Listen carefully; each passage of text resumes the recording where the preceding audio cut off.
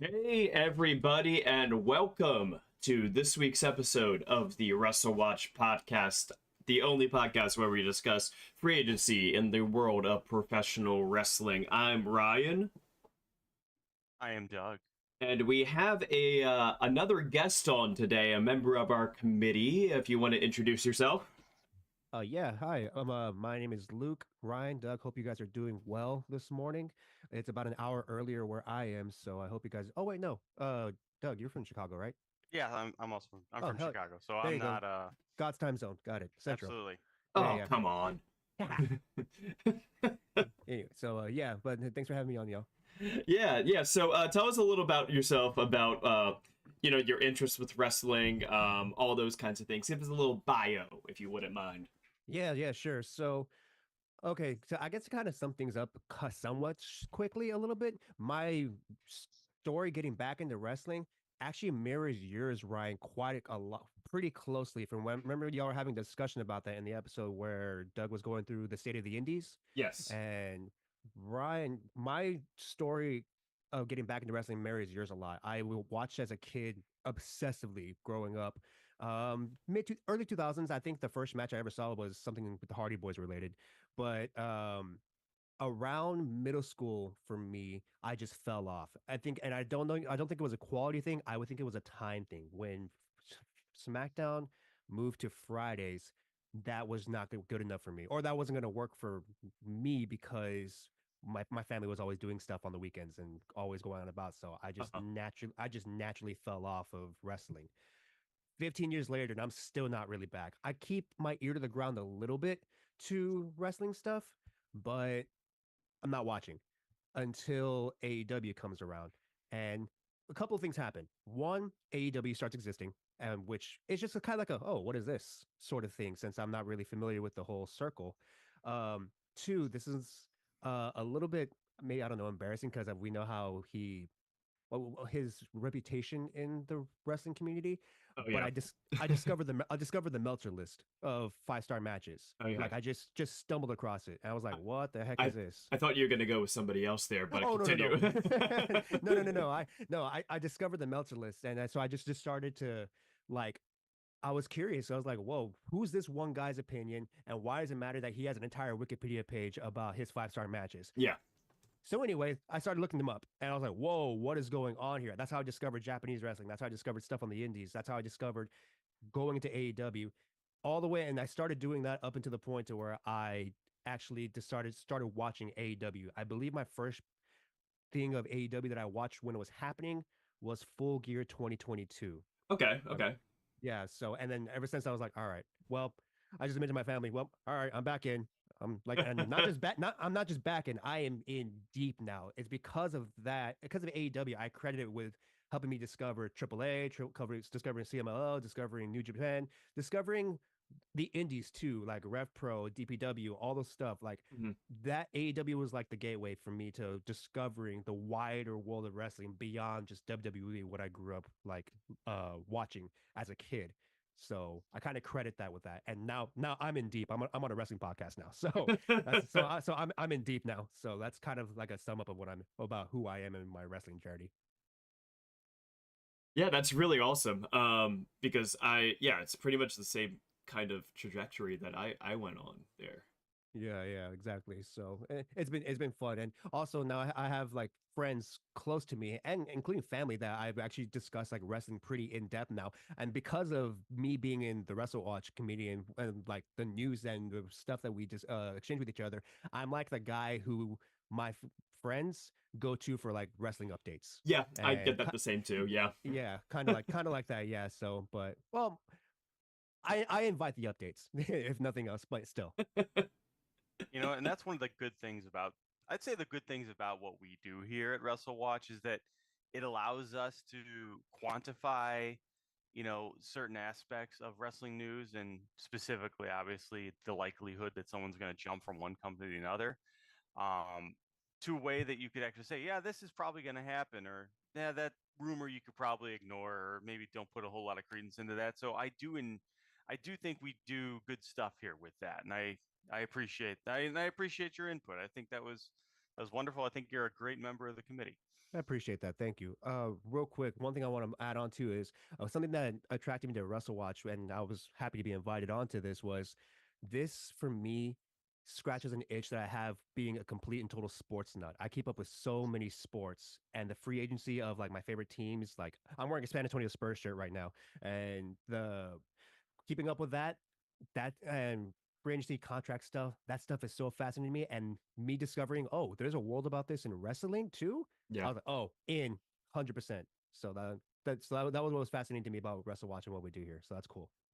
Yeah, and I think that's one of the things that when we started this, immediately felt like this is something that is not really being done. A podcast is really just focusing on Yes. this aspect of it. Uh-huh.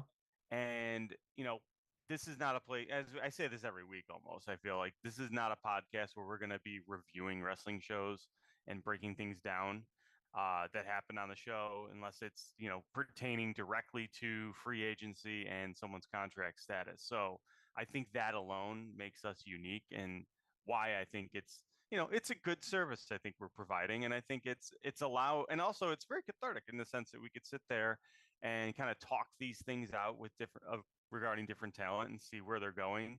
And I I think that I think we have a good little thing going on here, and I enjoy it. And I'm happy that you agree, because I also feel the same way. It scratches an itch. I think that's a good way to put it. Exactly. Got you. So thanks, guys. Yeah, so what are we going to talk about this week? What do you guys want to talk about? Oh, buddy, it's been a busy week. Yeah, it has been. I think that we've really we hit something last week that I think we thought was going a certain direction, and then it whipped around to extremely different direction. I think that a lot of what Doug and I said on the podcast last week about Lucha Bros might not have been the case of what actually is happening with them. Um, Now, so hold on. okay, so Let's maybe pump the brakes here. Wait 1 second. okay, Now, I believe I was very clear that I said that I believe that they will go to whatever company pays them the most, and I'm still sticking with that. So we're gonna see what okay, happens. We'll find. Maybe we'll find that out. I bet we will. okay. Yeah. Well, as it stands, we don't know what the case is on that. And let's have that as a little tease, a little aperitif for later on in the episode. I think we should go in depth about the Lucha Bros situation later on. Does that sound good to you guys? That's a fair idea. How about we just start off with talking about just the update to the WrestleWatch tier list. So right now, this is, if you're watching on YouTube, this is the current tier list as of last week. So you guys can see what the context is. If you're listening on your podcast stream, just imagine a tier list or use your visuals that you've seen from all of our feeds from Twitter and Substack and places like that to Yes. see where we're at right now. We're gonna We'll go through them all at the end too. So like the updated tier list, we'll read through it. Yes, of course, yes. So we're gonna start with somebody that's not on the tier list right now. How about that? Does that sound fun? Perfect. We're gonna start off with Mina Shirakawa. She of course is a member of the Stardom roster in X Nexus Venus. Recently, they're about to be starting their 5-star Grand Prix, which is their version, I suppose, of the G1 or the N1 or the. It has started. It has started. It just started, right? Yes, right. Anna Jay just had her first match. Oh yes, she won that match, right? She did. Yes. So the 5-star Grand Prix just started. Somebody that's not on the card for that is Mina Shirakawa, of course. So right before the 5-star Grand Prix started, she was saying that she'll be taking some time to go to the U.S. to do a little bit of a trip, a wrestling trip, to be completely blunt about that. She's going to be working in the U.S. for the next couple of months. She said that she will be returning to Stardom in the fall. But it is caused a little bit of a rumor mill about her. I mean, there already was a little bit of feelings and rumors, I would say, going back into the spring when she was doing the program with Mariah May and Tony Storm. Just that it seemed that she was fitting in very well and getting quite over in the US market. Not saying that she's not over in Japan, but relatively speaking, she is super over in North America. So, yeah, Doug, how about we start with you? What are your thoughts about things on Mina Shirakawa? So I've always, and this is also going to be kind of the issue with, I think we've talked about this before, the issue with AEW in how they work with other companies, which is very different from the way WWE has started working with TNA, where, TNA is very clearly positioned as a lower tier promotion Yeah. working with WWE, where AEW tries to kind of present everything as equals. They're all working together equally. We're going to see that at the Tokyo Dome, where they're all just going to put on this giant super show on the 5th of January.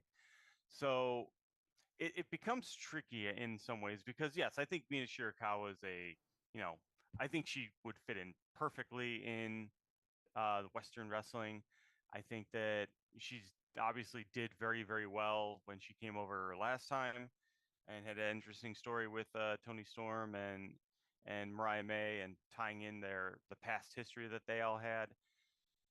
However, it's and I think it's fair that she's not in the 5-star GP. I don't think they needed her in that. I think they have enough on that roster as it is, and I think they need to work on building up new talent. So putting other people in there, I think, is good. They obviously also had the two mystery opponents, and one of them being Anna Jay, and the other one being Risa Sarah. But they got a lot of first time people in that tournament right now. Like Inaba's in there for the first time, I believe. I think Yeah. Saya Ida might be her first five. No, maybe not. I But she's think another one who's just been on been in the lower card and really just waiting to break out for a long time. There's a lot of people like that. So I think that it's fine and it makes sense that she wouldn't be in it and she'd be doing supposedly an excursion soon. Having said that, it's tricky, and this is what I kind of was leading to initially, is that AEW is working with all these promotions, so they are kind of dancing around the situation of they don't want to start poaching from their partner promotions. I don't know that that's what's happening here. mhm. But at the same time, I know, Mina's been pretty open that she would, like to do more stuff in America. It wouldn't stun me if she moved on. Yeah. And, but it's, we see it we already kind of see it with what happened in New Japan. Obviously, they lost a lot of talent to AEW, but they also lost a lot of talent to WWE too. They lost the Tongans, and I think that I think it's very possible that she jumps, but I don't think it's imminent or anything like Oh, that. So I mean, if we're doing I don't know if we're doing our no, let's not do our levels. Let's not do yeah. levels yet. Let's talk first. So, how about we hear from you, Luke? What are your feelings about this? I'll keep it kind of brief when it comes to Mina, only because I'm not as well versed in Joshi promotions as Doug or even you are, Ryan. So I don't have a whole lot of knowledge about the surrounding politics, what's going on with Mina from just myself personally. But from what I can kind of bring up, and also from information that I've gathered from when we have conversations and the committee, like messaging and stuff. Um, Tell me if I'm wrong. Correct me if I'm wrong, but one, Mina is not exactly a high card talent in Stardom, correct? She's more like in the mid card with Empress Nexus Venus. I would say she's mid card to upper mid card. She Yeah. has been moving up Okay. within the Yeah. last year or two. Like she took, she had white belt matches and stuff like that. But I don't think I wouldn't say she's like a top talent. Yeah, Okay. like that's how I would phrase it also. It's just that with X Lexus Venus, she's not necessarily she is the leader, but there's also somebody else that's kind of the leader also, that's more the ace kind of leader, if Got that it. makes sense. Yeah, got you. Okay. Then if that's the case, then when she came into AEW and was brought in for the Tony Storm and Mariah May storyline, she was basically put immediately into the top of the card because she got a title shot with Tony. So Yeah, she in was she was put above where she was in Stardom. Yeah. exactly. So immediately when she came in, she was pretty much already at the top of the card in the division, even as a guest. And I feel like you can expect that to potentially continue if Mina were to come over. And I think Mina might know that too, because like you said, she was getting great reactions from the crowd by the end of her run. And she was putting on great matches. Well, she put on great matches too. I believe she had one on Rampage with Anna J. No, that was on Ring of Honor. Um, Either way, and then her and Tony Storm had a great match over at Forbidden Door. So with all that being said, I can see where the attraction to jumping from Stardom to AEW would be, and also it does. I guess after hearing what Doug said, maybe it's not as maybe an alarm bell or not as much of a bellwether of sorts for her to not be in the 5-star Grand Prix. But still, it is interesting that she's not, especially with after the push that she got in AEW, and especially because of the exposure that she got in AEW. I thought it would have been made sense to put her in there to to put some work in, but I guess not. Yeah. So It is interesting that she's not in. It is odd. yeah, I will say that it is odd. I don't want to come off like I don't think it's odd that she's not in it. okay, It is a little odd. okay, But okay, with her, I think she kind of explained it, and if she is doing an excursion, it does make sense. So it's not insanely odd, but it is odd. In the same way okay. that like Ishii is not in the G1 because he's doing an excursion right now in America. I would say Sure. that they're kind of similar positions on the card, honestly. Like Ishii, like he's the kind of guy that's unfortunately never going to be world champion, you Which know? is just awful, terrible. But it just is what it is, you know? Of course. And like with Mina, it's not I don't think it's necessarily that she would never get the top belt in Stardom, but I I could see a world where that just happens like that. Yeah. Like Eddie Kingston in AEW, you could see a world where he never won any world title. And like that's just how it is, kind of a feeling. It's not like it's like it's not a knock against him as a skill level or anything like that, or me liking or disliking him. It's just like that's just the way it would crumble, possibly just because of how the cards are stacked. Yeah, exactly. So, Um yeah. So, oh as and of right, oh what's up? go ahead. No, no, what's up? Oh, I was just gonna say I did some fact checking. So she did have that match with Anna Jay on Ring of Honor, but she also did have an Anna Jay match on Dynamite. That was at the Daily Place show, Okay, back in April. Also, intriguingly enough, she also had a Rampage match against Serena Deeb. that's what it Uh, was. but intriguingly enough, this might be a little bit of spoiler warning territory. So she's already had her first match in America. hmm Yeah, I was gonna go ahead and bring that up. I was gonna bring that up, but without the spoiler warning, I was Uh, just gonna go uh, right in. yeah, so it was taped at Esports Arena, hmm and so she will be coming up doing a match on Ring of Honor. It seems probably next week will Yeah, air. yeah. So So she's already here. She's already here. yeah, Mina, we want Mina. She's already here. Wow, I Good. guess all of our prayers have been answered. Tony Khan gives the people what they want. Of course he does. Anyway, but yeah. So bottom line is also we don't really know much about her contract anyway. So there's not a whole lot I think to speculate about with her. I don't have her ceiling of jumping very high currently. If nothing else, just because we have no idea when her contract is up. So I don't think anything would be imminent anyway, like what Doug said. Yeah, I agree about that part of things. I think that the Stardom contracts generally are kind of 1 year turnovery kind of things. If that is correct. Yeah, I believe it's the same way as New Japan is, where they just kind of do all the contracts at the same date. It's just a different time of the year, to my knowledge. So Yeah, usually.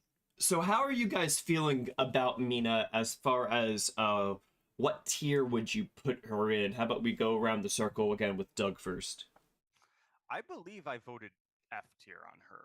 And the reason I did is because I do think that there is, a chance that she might jump over and move. But I mean, and it's not even so much whether I think that she wants to or whether I think AEW wants her. I really do think that a lot of it is going to come down to, um, you know, is this going to damage the AEW Stardom relationship if they do that? Because I think that AEW is perfectly fine with just you know having her be in Stardom and then just bringing her over every now and then.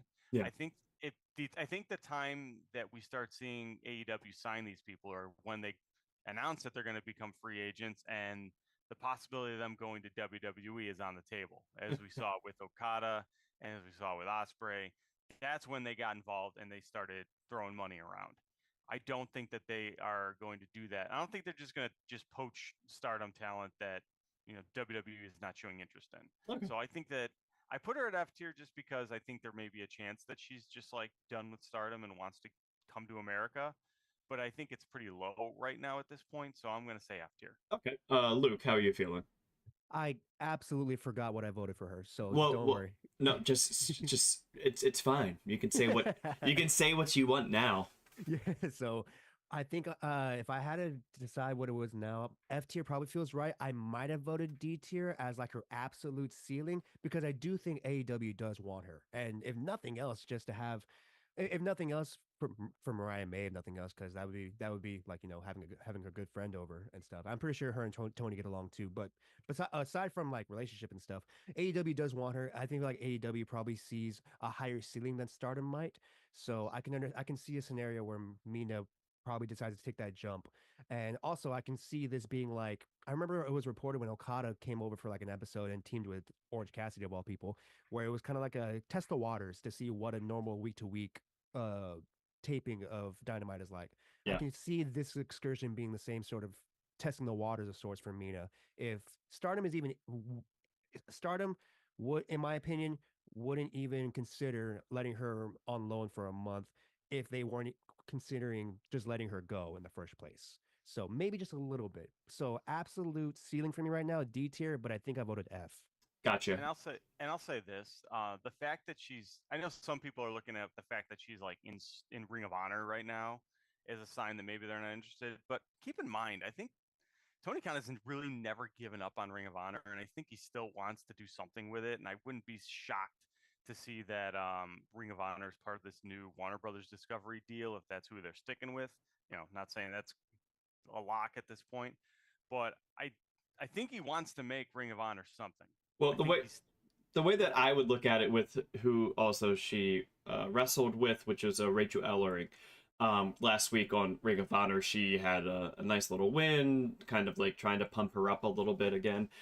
So it seems that like they're not trying to just like throw Mina into Ring of Honor and be like, oh yeah, you're just here because we got nothing else to do with you. It's like no, they're gonna have her against somebody that they trust and like in Ring of Honor. And also during this Arlington residency, the boundaries between between Collision and Ring of Honor are a little bit tenuous.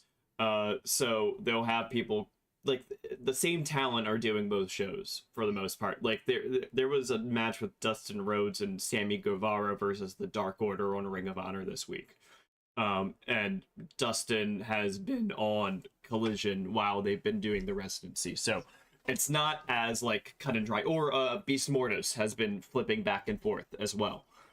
So I think that the way that the residency is working, I don't think that it's necessarily that Mina's just not going to show up on AEW at all. I think it's more likely that during this Arlington residency, they're like getting her in to do tapings on Ring of Honor to keep her on TV, so to speak. And then when they do the next Collision, which I think they still have one more Collision to go for the residency, I think that she'll appear there and then she'll start with the touring once they get to that. So my view of what tier she should be in, I think I'm feeling D.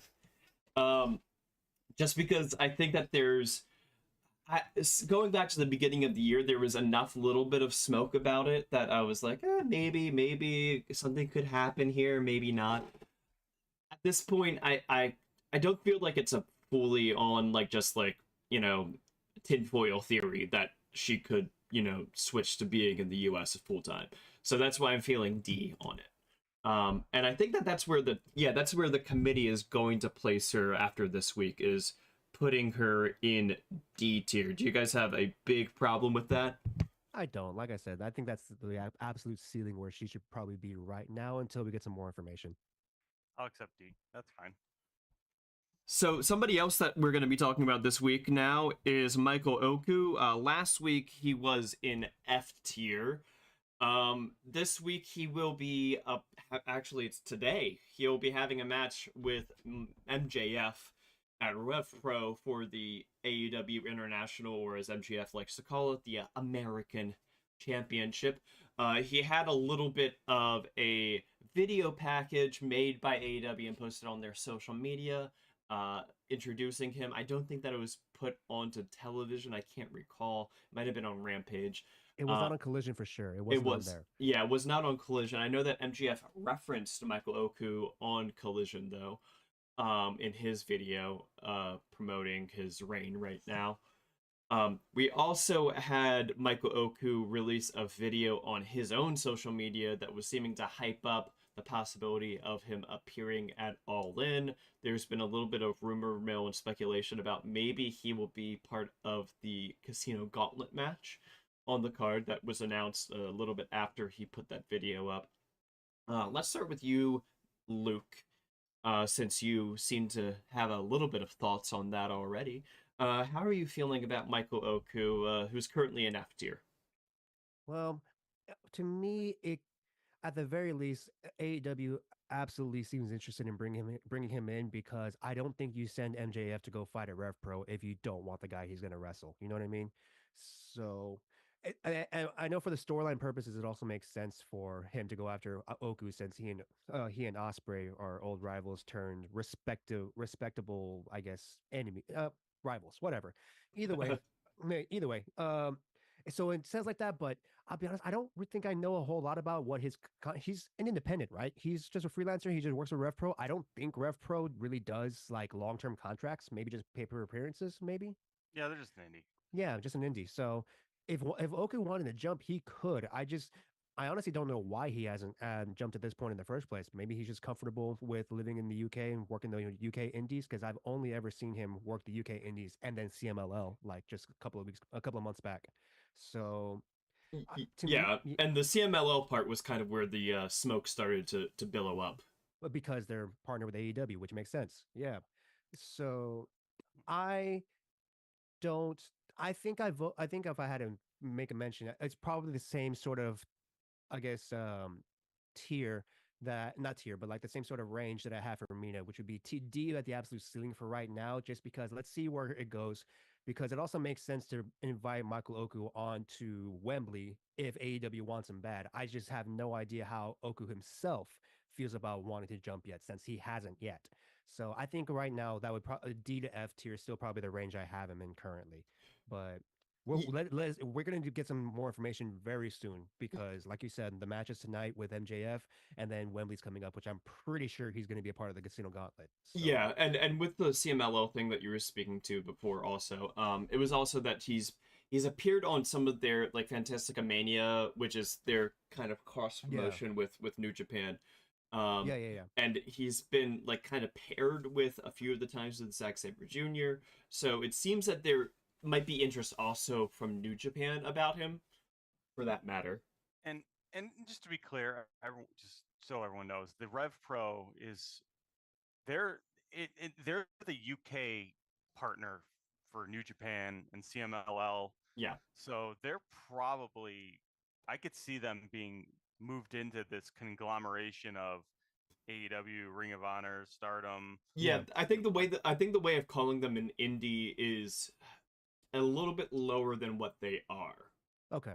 Like they're I they're don't not think they have contracts. yeah, they're not full blown. I wouldn't say that they're full blown like long term contract company, but the way that they're structured and the product that they produce is a little bit above indie.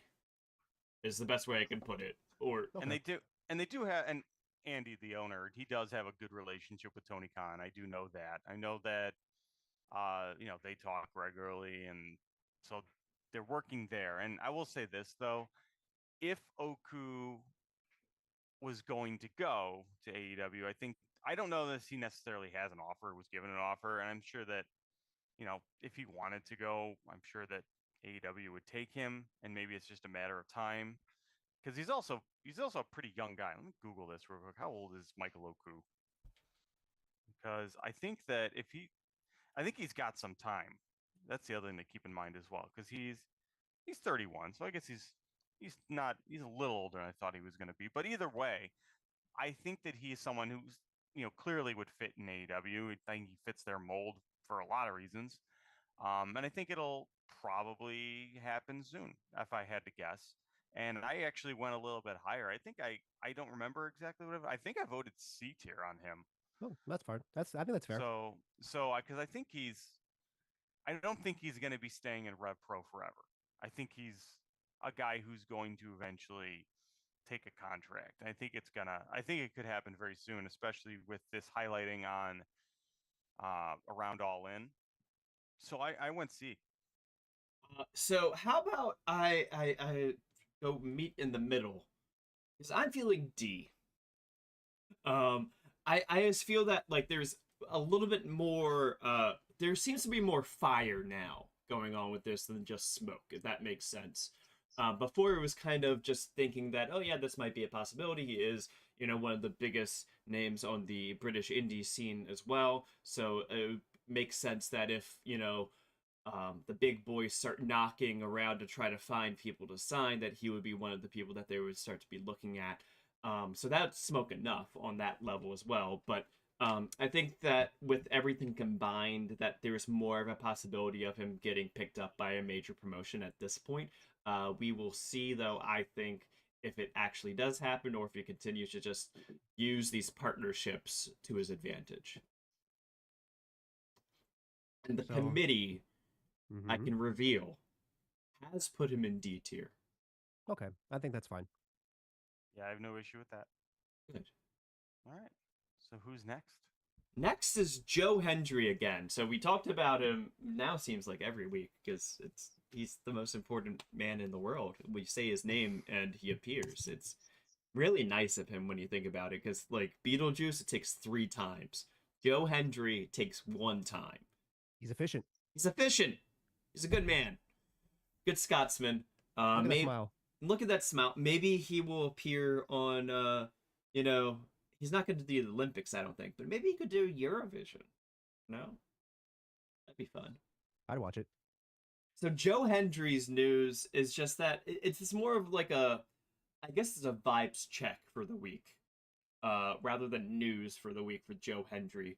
So we had initially put him in F tier on the tier list because I think that some people were a little bit apprehensive because of not fully feeling on the NXT TNA of it all.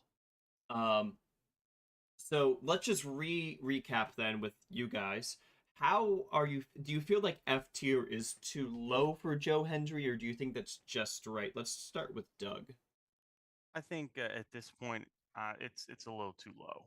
I think we're at a situation now where we're seeing him train in the performance center as a non-contracted talent, which is something that's pretty unprecedented. Mm-hmm. We're seeing him, essentially get significantly more TV time than most of their contracted talent that are in NXT. Mm-hmm. And I think I don't know, to me, it's pretty obvious that he's it's a perfect guy for WWE. I mean, I think he fits their mold. Yeah. I think that he is someone that would thrive in that system, given his shtick and how he operates. So, yeah, I think F is too low.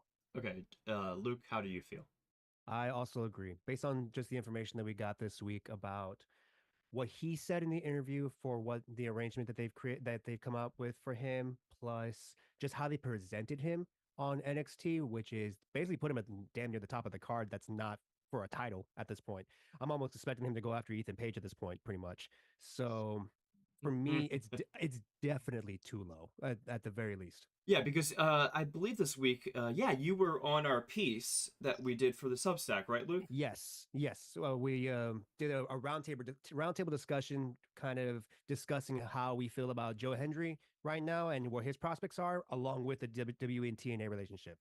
Yeah, so if you are not subscribed to our Substack yet, please do. It's WrestleWatch.substack.com. Yeah, how are you feeling then on what tier then Joe Hendry should be in, Luke?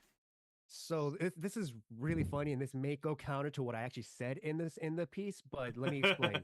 So just to kind of give a small preview of what was talked about, I feel very confident that he's going to end up in WWE, Same. By the end of his contract, 100%. Well, I said 95%, but good. Besides the point. But I'm also not confident at all that it's anytime soon. Yeah. Because he keeps saying, he insisted himself on Talk is Jericho, I have a while on my contract. Before that, somebody else said it. He's got a while on his contract. I think it was Sean Ross Sapp who said it. So I'm going to go ahead and just take their word for it that says he's not up very soon. But I also can see the scenario where his contract gets amended to where it'll end early, exactly like Jordan Grace's, and by WWE's insistence, because guess what? They want him. And I mean, my goodness, I just looked this up this morning, and because it just got posted this morning, Joe Hendry has his own section on Peacock now under WWE. Oh, really? Yes, he himself posted it. It says say his name and he appears. It's all of his appearances on WWE so far. So, my God, they want him so bad. Yeah. But I just logically speaking, I cannot figure out when he would jump. So I split the difference and I went C tier. Okay. Okay. Doug, where would you put him then? I said C tier. Okay. Similar thought process. Yeah, same. Yeah, I everything I kind of already went over, but yeah, just that I think that he's, I think this is unprecedented. I think it's just a matter of time before he goes. And here's the other thing. I think there's other people that we've heard he's got a while thing from. I know we've heard it obviously with House of Black. We heard it on Ricky Starks. These people that just have the contracts, they're a while, but it's like, I don't know what that means. I don't know what that means either. Yeah. Yeah. So I don't like when reporters say that. Yeah, it's like you're not helping because No. I have no context to this. So let's just, for me, I say I'm just gonna say C tier because I think eventually he's gonna go somewhere else. Yeah. I voted for B tier. I think that's fine. Because I'm a bold man. I'd accept B tier too, to be completely honest. Because anything higher would be like an eyebrow raise for me. I'm like, I'm not sure about that, but yeah, go. Yeah, like the way that I view the top end of the tier list, the SAB, is S is essentially like we are like it is confirmed this person is signed. We're just waiting around for them to show up somewhere. A is we're pretty sure that they're going to sign somewhere, but it's possible that maybe they don't. But it's like almost it feels like it's almost confirmed. Like the S is like the no, red alert, we know it's certain. Like 1000% we know where, even all those kinds of things. B then is my like I'm pretty sure that it's gonna happen kind of a vibe. And that's Joe Hendry. Is exactly what you were saying, Luke, is that I am like, well, say 95% sure that he will appear as a contracted WWE superstar within like the next year. I think that it will happen. But I think that there is enough doubt still on that window of time because, as we said, it is a while until that happens, that I can't say with certainty, I can't say with A tier certainty level that it will happen. So it's a B tier for me. That's where I'm feeling on it. I'm feeling that this NXT TNA relationship, as we were talking about earlier with the Stardom relationship with AEW, it's a little bit different. So it's very interesting to see the kinds of people that are getting sent from TNA to NXT. Because it seems like it's the kinds of people that WWE really wants to sign more than it is just like people that like, oh yeah, we don't have anything for Ishii. How about we just send him to Texas for a month? Yeah, sure, let's do that. It's not like that. It's like, no, we're going to put up a section for this TNA wrestler on Peacock because we love our partnership with TNA so much. That's why we're doing. No, it's because they want Joe Hendry. That's why. I wonder what WWE is telling TNA about how they should do this. Like they're just like, oh yeah, no, 100%. We're gonna bring in put Joe Hendry, and let's bring eyes to TNA, and just never explaining why they're doing all this. I really hope. No, not really hope, but I have a feeling that there may be a little bit like that going on. But that's speculation. I'm just not gonna dive into that. Well, yeah, I mean, like that's the thing with the whole relationship is that you notice how like the way I'll phrase it is when we were talking about Wrestle Dynasty earlier, it was saying that everybody's on equal footing. You have your AEW, Ring of Honor is on equal footing even for some reason with New Japan and Stardom and CMLL.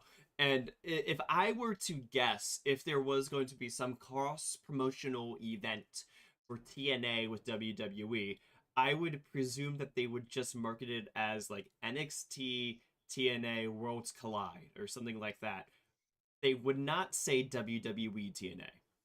And I think that that says a lot about how at least that in my head, where I'm thinking, where I think that WWE views TNA. Hmm. Yeah, I think so too. But also, I don't even know if that thing's gonna happen. That kind of show. I don't even know if they would go through the effort to have a cross promotional NXT TNA show. I think it'd be cool. I think it'd be nice. I don't. I, What? I wouldn't be surprised if they did it. At No, least for NXT, it wouldn't stun me. I could see that. I would be a little surprised, but okay. So who do we have next? Well, we have to determine where. So I think that Oh, yes. what we're gonna do. I forgot about that part. I think what we're gonna do is split the difference with where the committee was feeling about him. We have a comment from one of our committee members here right now.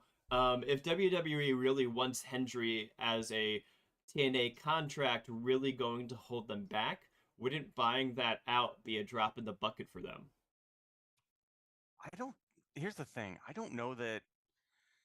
Okay, a couple things with this. First of all, I don't know that um, WWE wants to start that precedent. First of all, because first of all, buying out a contract for a talent like that is, you know, let me start over. I'm going to say it this way. WWE is still a business. And one of the things that people like to do a lot is throw around this idea that, oh, they're a multi-billion dollar company. They could afford it, and they could. But also, WWE is a publicly traded company, and therefore they have a labor budget that gets reported quarterly. And if there are increases quarter to quarter in their overall labor budget, that is going to have an impact on shareholders' opinions of the company, and it could affect the stock. So this isn't a situation where WWE can let's say they just took all this Netflix money that they got now and said, well, we're going to increase our labor budget and start paying wrestlers more so that we can get better talent. That that's going to have a negative impact on the stock price. That sucks, but that's just how it is. So I don't know that they necessarily are going to be ready to throw money around. They could buy it out, and who knows I don't know what the TNA contract is, and it could be a situation where TNA just doesn't want to sell it. It's not like a matter of, it's not like a matter of WWE, just giving TNA the money. If they don't want to let him go, if they want to hang on to him, which, let's be honest, if you're TNA, I wouldn't want to give up Joe Hendry early, like right now. Like, absolutely not. I would want to hang on to him as long as you can. So I think that's another part of it as well. I think of Yeah. it though more kind of like a baseball team where if you know that your contract is running out for your star and you're not going to win them in free agency, you might as well try to get something for them now. Yeah, I mean, and I get what people are saying. Like, I mean, it's a valid argument. The idea that, hey, they could try to buy out this contract. Maybe they would, because I don't really know what the cost is, but I still don't know that I don't know if that's a Pandora's box they want to open. Yeah. So how about for where we're gonna put him on the tier list? Let's split the difference between where the committee was last week of F tier and us being all high in the clouds, and let's just put him in D tier for now. Does that feel good enough for now? It does. I feel Works for me. Feels fair. I feel Feels warm and fuzzy there. I feel like that. partially satiated. I feel like it's I personally feel like it's above a 50-50 personally, but I understand tempering it. I understand. I think that Yeah. we're in, and I think that this is part of what we're going to talk about later with Lucha Bros, is that it does feel like we're in a bit of a season of feeling bullish about WWE signing people right now. So that might be also part of what's going on. One of the people that WWE is not signing is somebody that they released, which is Jinder Mahal. So that's who we're going to talk about next. He's going by the name Raj Desi on the indies right now, and he's been doing a lot of indie work, a whole lot of indie work, and no work with anybody that's a big major promotion that we follow here on WrestleWatch. So I brought him up this week because I feel like he might be a little bit too high in D tier. That's my feeling on it right now, at least. How about we start with you, Doug? How's your feeling right now with Jinder Mahal? Or Raj Desi? You can use either name, I suppose. Yeah. Well, here's the thing with him, and I think this goes back to my State of the Indies discussion. He's a guy who came in, is doing a lot of the stuff that people really got over doing, like, 5 years ago. Like, he's basically following the Matt Cardona model of getting over, but that world doesn't exist anymore. Like, it's just not there anymore. So he's trying to like do the GCW thing and kind of get buzz that way, because I feel like that's largely where he's been working. Let me pull up his cage match to see if I'm wrong, but I feel like He's done a he's few been shows with them, yeah. yeah, I feel like that's the ones I see him at the most. It's just like, oh, where's he working? Oh, he's working at GCW every week. It feels. I See think I think that's where GCW. he came up with the and we got together with the Bollywood Boys again. I remember seeing that where they Ac- teamed back up again. Actually, Jesus, wow, I am stunned. He's only had 3 matches since he left. No, that sounds about right. Okay. For some reason, I thought that he was working a little bit more. So he worked the BLP show in Chicago, which I didn't go. And then he worked 2 GCW shows and those were last week. And I think he's announced for more, because I think he's still um, doing some stuff. But I think it's notable that he won the BLP title. So he's the champion of BLP in Chicago. And then both of his matches in GCW ended in a no contest. Oh, that's an interesting choice. So he's not lost, Oh, of which course. interesting. But okay, I don't, because we have him at D tier right now, right? Or Yeah, right had him. now he's at D tier. Okay, I don't. I still don't think that's an awful place for him right now. I don't, because especially now that I see that he's only had 3 matches. I'd like to see a little bit more from him, but I do feel like it's one of those situations where I don't. I mean, I don't see AEW going for him. No, I don't see him going to Japan. It no. doesn't seem like something he'd do, or Mexico for that matter. Well, I could see So him. I could see him going to Japan, but maybe not like New Japan. Like All Japan, Noah, one of those. Yeah, because like I could see somebody like one of those companies being like, "Oh yeah, we can get this, this big monster talent in here." You know? he's got the size. I'll give him that. But yeah, so that does help in Japan. A lot of those smaller companies. True, that's fair. Um, I still think he's more of a TNA guy, Yeah. and I think that's ultimately maybe where he would end up, if anywhere. So I would personally keep him at D tier.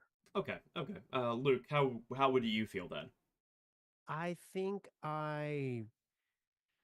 there's just such a lack of information about him, truth Yeah. be told, as since he's come up and since he got cut from WWE or released, I guess. And Doug, if you still have the cage match opened up on him, has he already had his match with Mike Bailey? Yes, that was on the 4th, Okay, and was one of the no contests. that's That's interesting. that Still, speaks volumes. it kind of does because that's Mike Bailey, and that should have been well. Either way, I don't know that, and to be fair, I don't know the situation behind that match. I'm sure it was he went no contest with Effie too, and I'm sure that was not exactly a 4-star classic clinic. a Yeah, decisive yeah. match all the way through. No Gotcha. no disrespect to Effie. Effie can go when he wants to. It's just I don't think he wants to. Fair. So, well, bottom line is, there's not a lot of information, and honestly, I have seen absolutely nothing to indicate that any of the promotions that we're watching for our tier list purposes, I've seen nothing that anybody's interested, not even TNA, and not even TNA. Now, I feel like there may be something coming up with TNA. Speculation. There's no evidence, Uh just oh. pure speculation from me. But because Mustafa Ali is now gone from TNA, or he's wrapped up at the very least, they may try bringing somebody else in for a name. And what else than a currently available WWE superstar, if not Trevor Lee, then why not Raj Desi? So I can see that scenario popping up, but there's nothing to indicate that it's happening anytime soon. So I think I voted to drop him down to F tier. Yeah, that's an interesting angle there about TNA wanting to get somebody to pop a little bit on that kind of tier. Yeah. So again, this is just speculation. There's nothing really to indicate that that's what they're gonna do. But Mustafa Ali is done with TNA. That press release he released, which was in kayfabe and his kayfabe, where he's gonna do his campaign in the Indies and finish that up. Now that definitely read as shoot to me too. He was just keeping Yeah. it like in character. So he's done. I can see that scenario happening, but as of right now, there's nothing to indicate anything new coming up with him. So I voted to drop him down to F tier if I recall correctly. Yeah, I'm so my feeling on Jinder Mahal is that I didn't really love him on the tier list to begin with, to be honest, because I remember when we first did the episode about Jinder Mahal that it was one of the episodes where I said to Doug, "Explain Jinder Mahal to me." Uh, so I've never been in love with him on the tier list, but when somebody goes on the tier list, I don't like just taking them off immediately. That's just not my flavor.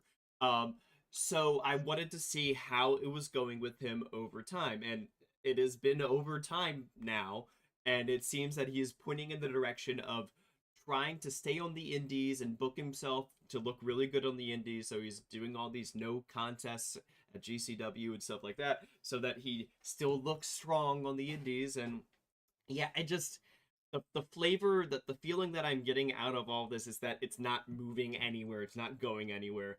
I just not feeling any kind of inertia in any direction other than him just staying and doing this indie thing. So for that And reason, for go now, yeah, for now I'm saying F tier. For now, I want to see how it plays out a little bit longer. What were you gonna say, Luke? I'm sorry. No, I'm sorry. I didn't mean to cut you off. Mario in the YouTube chat says Jinder burned his AEW bridge with Tony Khan on Twitter.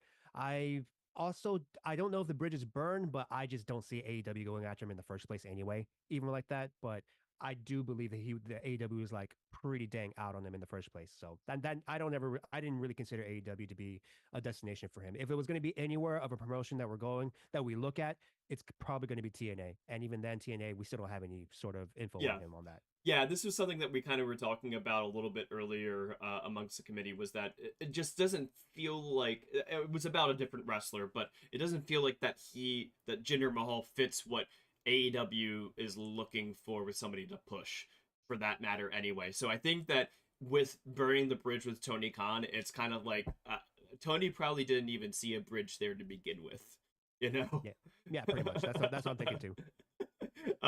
So I think all of us are in agreement right now of just putting him down to F tier. Is that correct? Doug did say D tier. I'm fine with D, but I have no issue with F at all. Well, we're gonna put him in F tier. Okay, so that's where he got voted into. Got it. Yes, he got voted into F tier. I wanted to give you guys a chance to say it was okay first.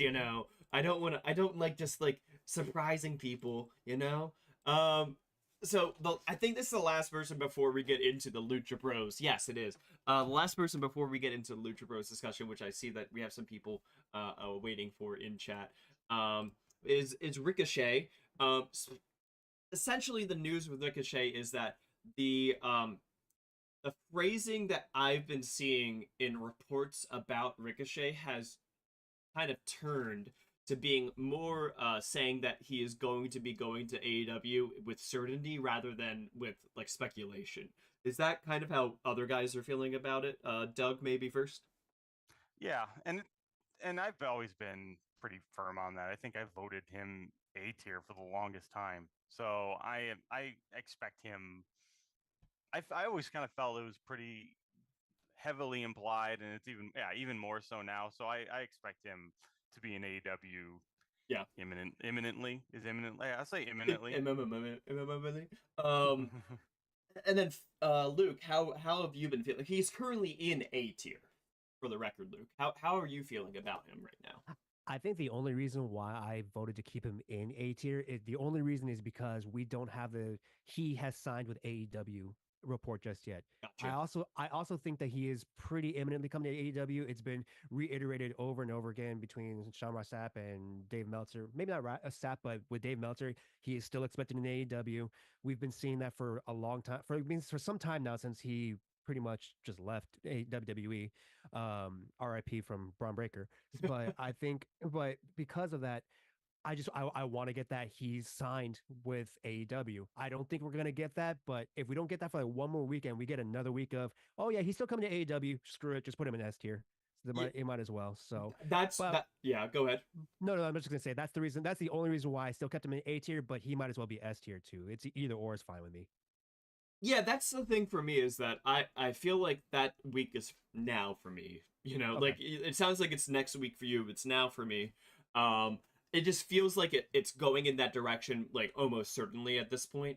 And the fun part that has been speculated now is that as we talked about with Michael Oku, there's now this Casino Gauntlet match, which seems like it's ready made as a way to introduce Ricochet Yeah, at I All mean In. that would definitely be a pretty cool pop to see Ricochet show up at All In the Casino Gauntlet. Oh yeah, I can definitely see a scenario where they would want to do that. So what tier? So you're saying with A tier then, Luke, right? For the moment, Yes, I went with A tier. and then Doug, how are you feeling at the moment? I still think I'd keep him at A tier. I'm not going full S just yet, even though I would absolutely have no issue with it going S. I just have chosen not to do that yet. Well, I'm glad that you have no issue with it because the committee has voted, and they have voted to put him in S tier. I think that's fine. That totally works. No issues here. So if nobody in chat has any thoughts about Ricochet, thank you everybody that's watching along right now. We really appreciate your support. Please make sure that you are subscribed to WrestleWatch on whatever platform you're watching or listening to this on. We also have a YouTube and a Substack, WrestleWatch.substack.com, if you guys want to keep on following us and seeing other things that we're doing. But the next thing that we're going to talk about is, in fact, the Lucha Bros, the big boys. This has been a crazy week, I feel like, with them. We've had reports essentially now from a number of outlets that are confirming some of the rumors that we were seeing about them. So I kind of want to make sure that we're like separating out things from sorted sources that were. I think that the reports that we've been getting are less certain about this happening than some of the reports we've been getting, like from Ibu. It seems a little bit more certain that it's going to happen.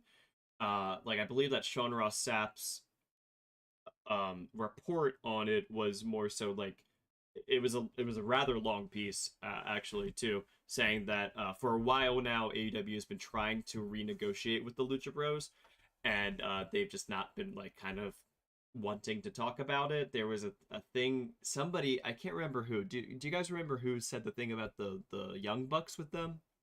That was Meltzer, I believe.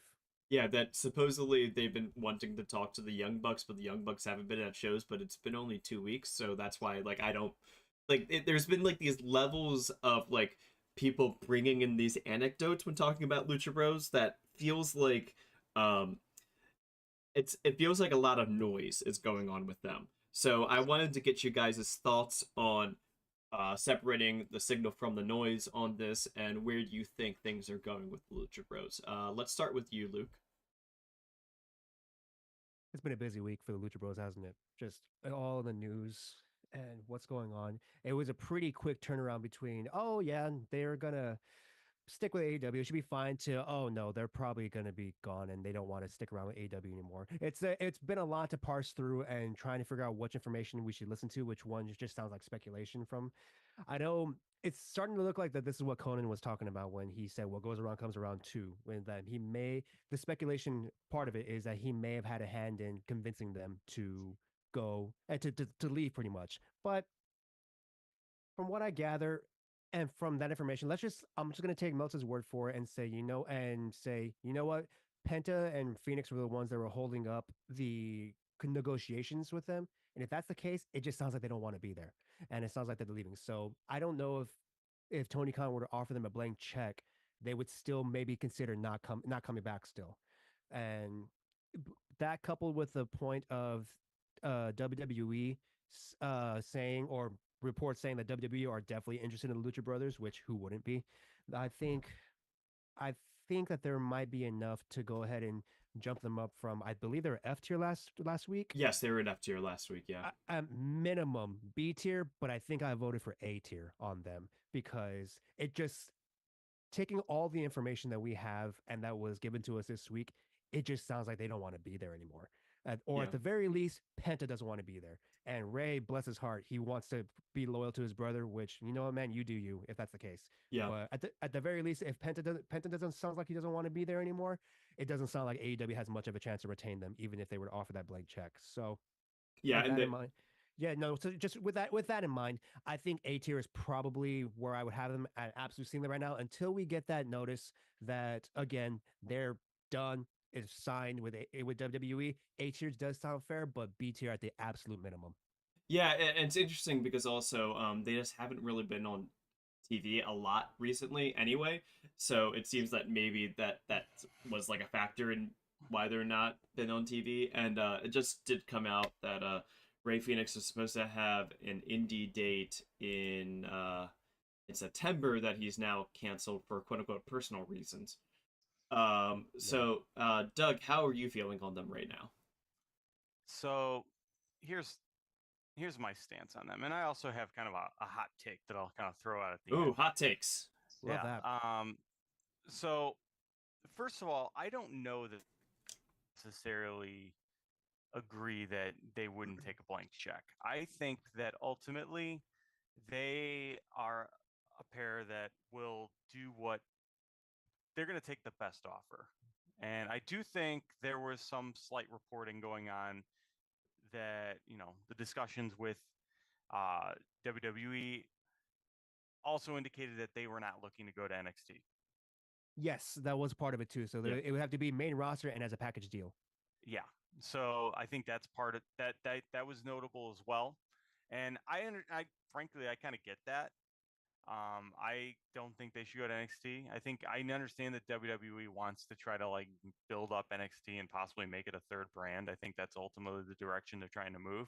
Yeah. But I don't think putting all your new signed talent there is going to do that. I think if anything, they need to start moving some people down to NXT, and I mean like big stars. Like I would, Yeah. if it was me, Randy Orton would be on NXT. Well, Yeah, guess what? Well, you He's got going to to be. let young guys yeah, develop. You know. yeah. He's It- going. Yeah, he's going to be on that one show. That's right. Oh yeah. yeah. Yeah, so that's something that I have been noticing recently, and I've been noting when we talk about Joe Hendry, is that it has seemed that for the past couple months that WWE has been doing that game of, what we've been talking about of Schrodinger's developmental, where it seems that depending on the day, depending on it when you observe it, NXT is either a third brand or a developmental promotion. And right now, when you're observing it, they're acting like it's a third brand because they're bringing in new talent from outside that are established names, and you can knock them for what their talent level or how established, how prestigious of names they are, sure, but they are established names of Ethan Page and Sean Spears, and now Joe Hendry is essentially that kind of mold as well. And it's not people that they're bringing in that are just NIL people with those kinds of things. So it does seem right now that WWE is pushing in that direction. They're also, when they're launching on CW, doing 2 live shows on tour, one in Chicago, where guess who's going to be there? CM Punk, and one in St. Louis, which guess who's going to be there? Randy Orton. But again, as Doug was just saying, let's see if it lasts more than 1 week with Randy Orton on NXT. It's probably just going to be him go out there, say something, kick somebody in the balls, and then have like a nice cheer moment, and then walk out. Like Jelly Roll at SummerSlam. He's the host of the show. That's my feeling. I don't think he's going to wrestle, and that's also not what touring WWE fans really care about. They care about seeing the person. Um, Right. And so, I think it's fair to say that Ethan Page, Sean Spears, obviously were established in AEW, but they're nowhere on the level of the Lucha Bros. Oh yeah, no, exactly. And so like I understand why the Lucha Bros, if their position is indeed that they did not want to work NXT, it makes total sense because they shouldn't. They should be on the main roster if they go to WWE. And yeah. something that we're getting in a comment here from YouTube from Mario is you all think Conan is pushing Lucha Bros to WWE because he feels a working relationship can be established with the E? I can I oh no, go for it, Doug. Go for it. No, you go ahead first, Luke. I can definitely see that being part of it. I also think that Conan is just petty enough that he may have tried to whisper in the ear just to spite Tony Khan too. At least a part of that would be for that too. But also, Conan does genuinely care for the Lucha Brothers, and he does want to see them get paid and get the best possible deal for themselves. If it happens to be, in my mind, the way I see it, if Conan's logic is he can do that while also screwing Tony Khan, he'll definitely do it. He'll definitely do it. So I think there's at least part of it. But I also have to believe WWE or whoever's running, you know, I guess the outreach for other promotions around the world, well, like worldwide, I have to believe they're not that ignorant of just how much of a dumpster fire AAA is right now. So, so I think, hey, Conan, if you want to try and get a working relationship with WWE, good freaking luck, dude. So I, I that's kind of where I think about it. I don't think you needed to add the qualifier of right now to AAA being a dumpster fire. Oh, I that's mean, fair. No, I'm sorry. They're a dumpster fire just as long as they've pretty much existed. Yeah, But but anyway, people sometimes people like that about them, no, they do. right? I get it. It's uh, the fun bad promotion, right? it's like watching Spike TV and Lucha Libre. That's just kind of like turn your brain off and then just hope for the car crashes to explode. Yes. Yeah, and to be clear, Mario on YouTube chat was saying, yeah, a working relationship between AAA and WWE, and how petty Conan can be with loving money and things like that. And yeah, I think that Penta could be a bridge that he's thinking about to get a more of a relationship with WWE. Um, yeah, one of our committee members says, I like that the real life Conan appears to be the same as his character on Lucha Underground. Oh, perfect. Yeah. Um, so yeah, how go ahead, Doug. So yeah, so here and so based off of that with the Lucha Brothers now, and this is kind of where I might get a little bit Hot take? little hot take. Give it to us. So the Lucha Brothers have been, you know, day one originals for AEW. They were on the very first Double or Nothing show. They, I believe, yeah, they were, and they, you know, The have triple A been, ladder match, yeah. They were on the very yeah, first ever All In. they're on the very, yeah, they were on the very first ever All In. They were on, they had a lot of, really memorable moments. They obviously had the famous All In 2021. They've won the tag title several times. They won the trios title. They had that incredible trios best of 7 series with the Elite. I mean, they've done a lot in AEW. I'd argue they've done everything they can do, other than like a singles run, which let's be honest, I don't know that a Pentagon or a Penta singles run. I know a lot of people clamor for that. I think that a lot of people need to like maybe take a step back and think like, long term, is that really what you want? Because I like Penta. I mean, I like Phoenix more personally, but let's be honest, we know what Penta's gonna do. Like and it's good. It does. I don't know that Penta as a single star has a lot of shelf life because he's got his cool catchphrase. He's gonna do his shtick. He's gonna pull off the glove, throw the glove.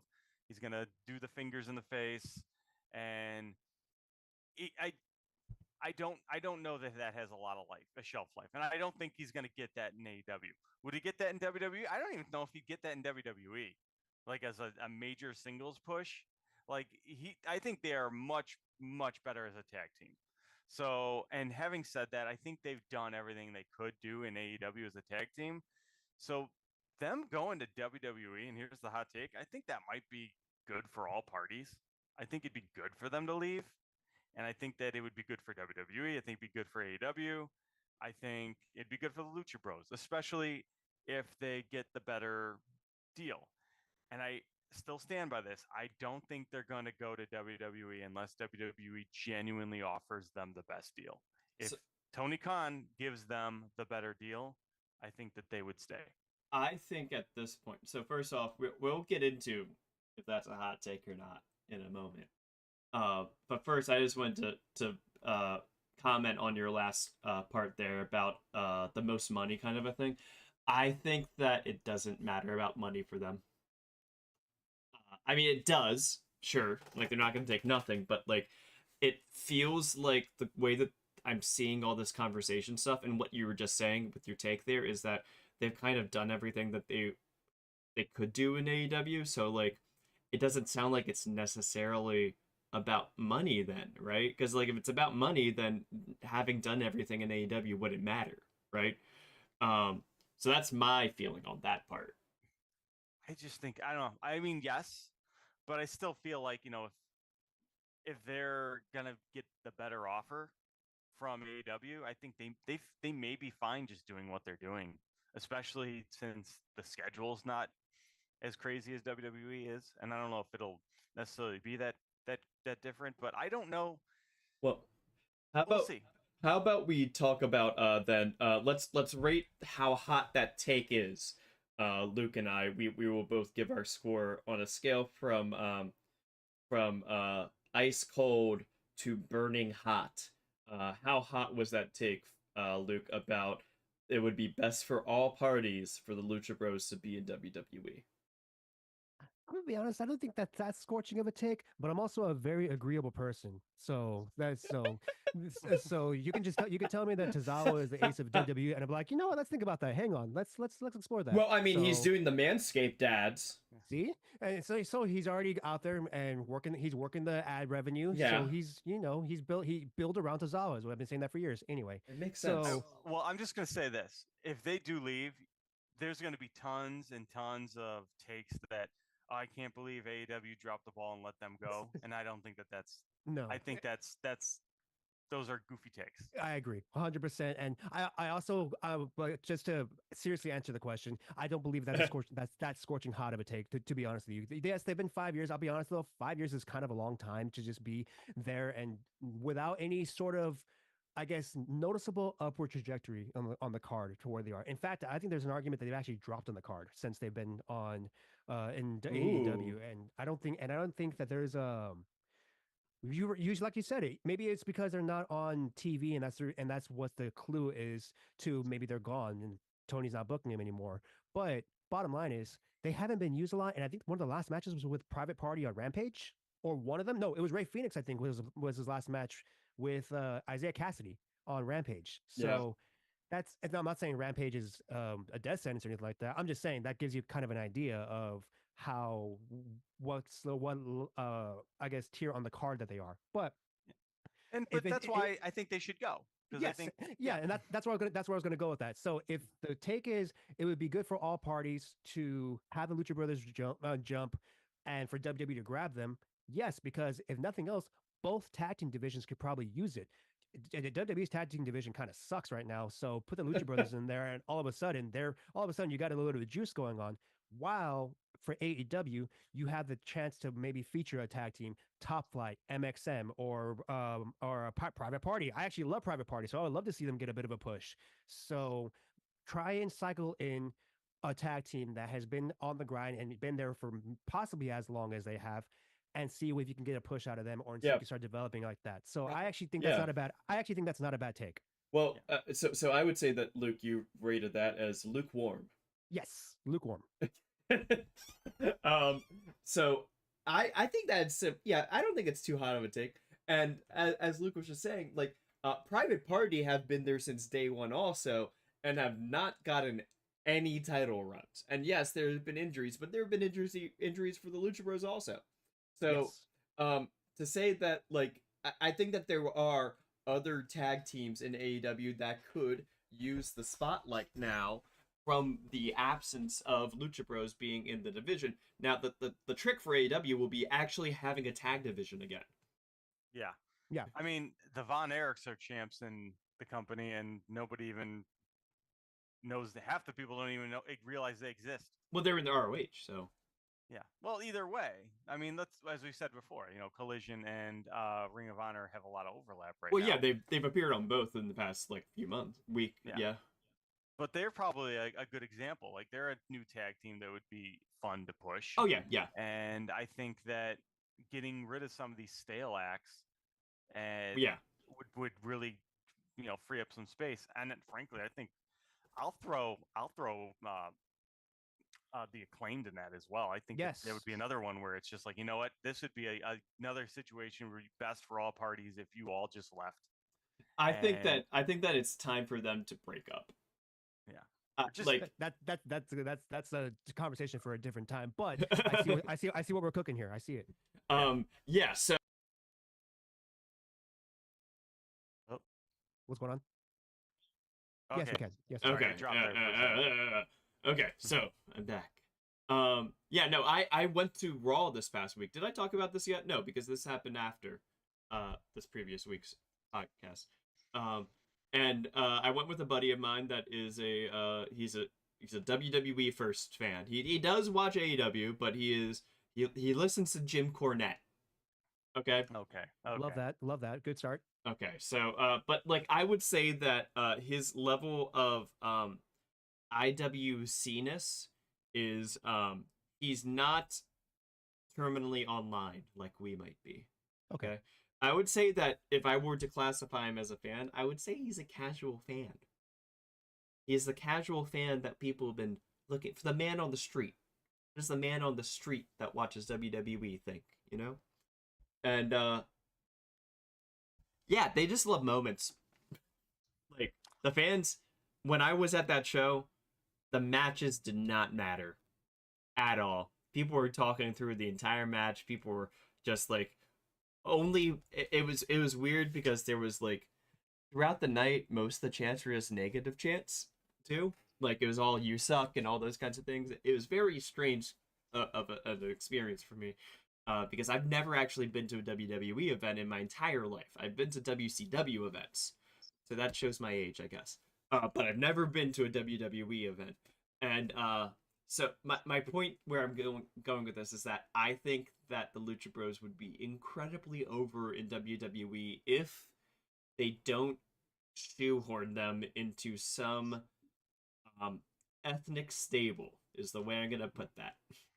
I think that if they let the Lucha Bros be who they are, that they will be one of the hottest acts in WWE. And just have their moments, because that's all people want to see is the Cero Cero Miedo. Miedo. Yep. And yeah, I agree. You cut out there, Doug. That would work very well with them because I don't Doug. knocking it. There we go. Oh, I was saying that's exactly what I think that. Yeah, am I there? Hello. Yeah, Hello, you're hello? good. You're good. Okay, yeah. Sorry, it's an internet connection unstable. Not Oh, good. you're good. Okay, so I think that's exactly what that fan base would like. I think that, not knocking it. It's just not, not what I like, but I understand that that's what the fan base likes, and I think that they would fit in perfectly, and I think that that's what they need, and I would fully support it. So we're pretty much all in agreement then that we're feeling like that they should be at least above C tier, right? Yes, above C tier. I would go above B tier also. That's my own personal floor. Would you go above B tier, Doug? I would go A tier. I would go A tier. I also went A tier. Well, I guess we're gonna put them in A tier. It's kind of to go build off of this and to go into like a little bit of a different direction with this is we were kind of talking about this concept, and I flashed Thunder Rosa on the screen for people watching the stream, but we're gonna still talk about Lucha Bros in this conversation a little bit too for the people watching along.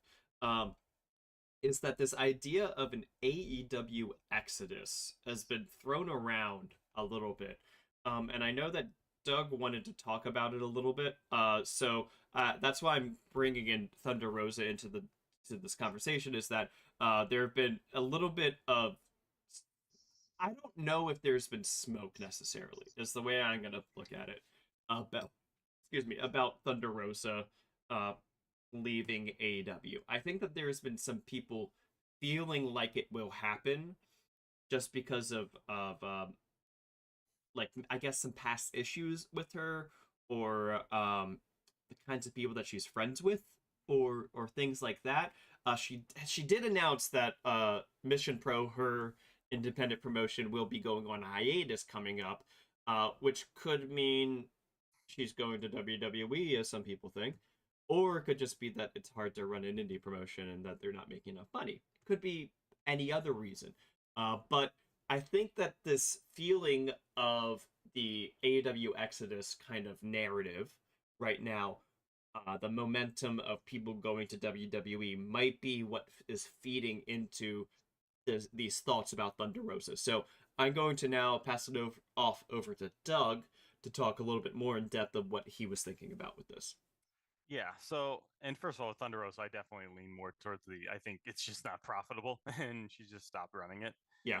But I just want to, yeah, I kind of want to talk about this idea that we have this AEW exodus, and I generally don't. I think it's quite overblown because I think right now we have seen that these contract seasons kind of run in cycles.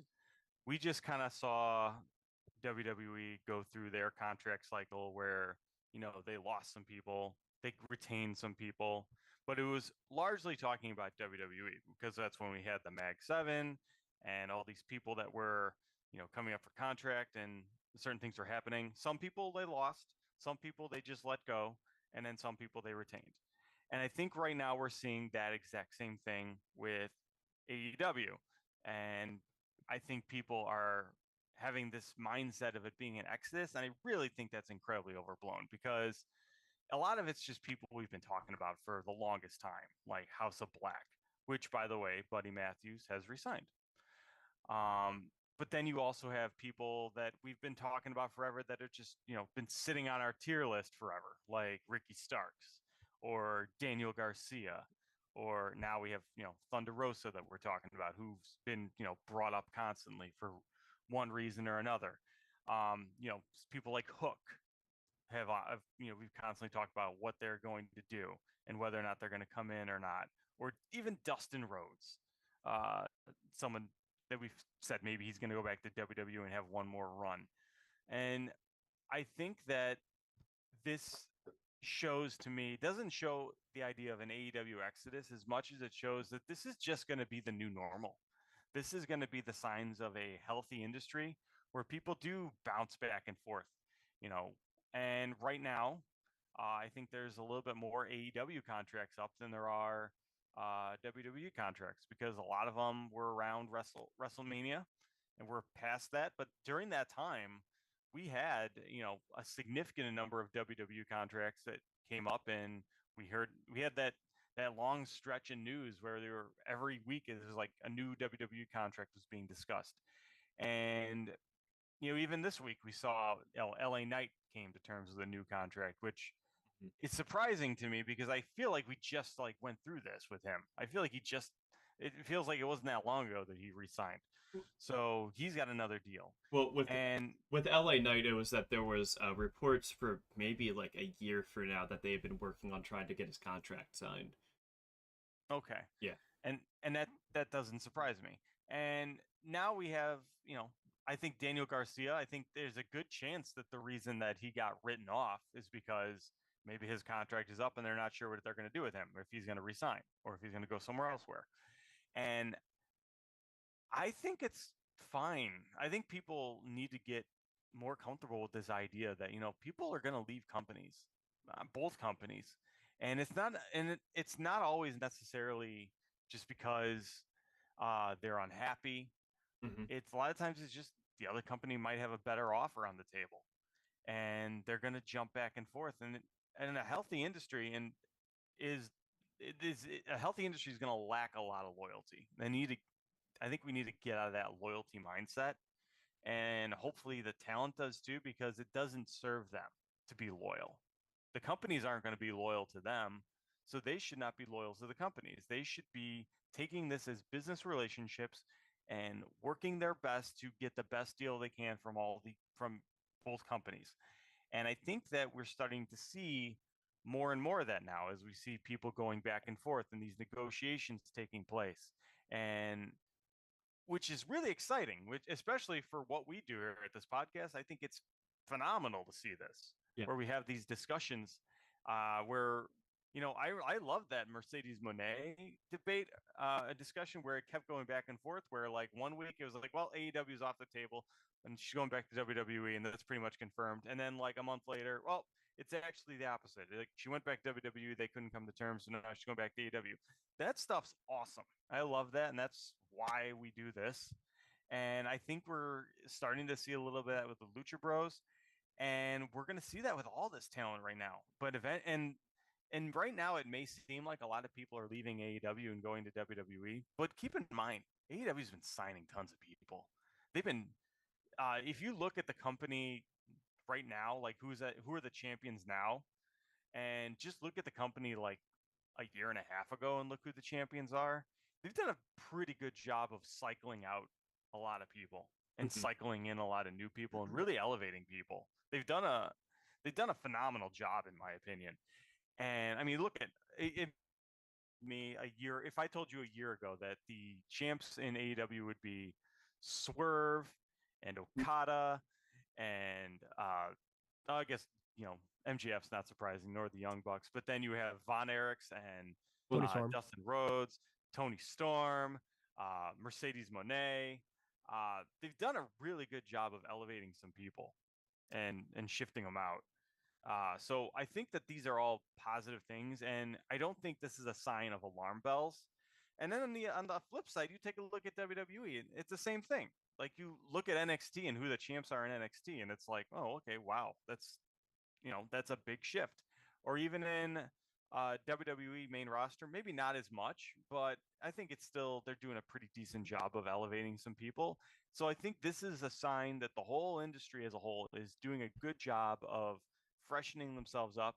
And we're going to keep seeing that. People are going to leave both companies just because what happened to the Lucha Bros is not going to be an isolated incident to them, to AEW, or the industry in general. It's all these companies are going to eventually run out of time for people. Yeah. And people are going to get put on the bench, and some people maybe don't want to stay on the bench. And in a lot of cases, the other company might pay them more than, you know, their home company is going to pay them to sit on the bench. Yeah. So more and more jumps will happen, and it's going to be very cool because let's be honest, jumps are really cool. That's one of the cool things about wrestling when there's two major companies in America, is you see the jumps, Yeah. and I'm excited for that. So I want to put that out there and say that I think that there's a lot of gloom and doom over the idea of people leaving companies. And I think a lot of that comes from 20 years of just having one company and people sitting around there for, 15 years in one company, which didn't used to be the norm. That used to be a very Yeah. strange thing to do. And I think that we need to get back into the mindset that, sticking around the same company for 15 years should not be normal. Yeah, I mean, thinking back to the 90s, which is when I was watching wrestling a lot more than any other era except for the current era, it was it was not normal to stay in one company your entire career.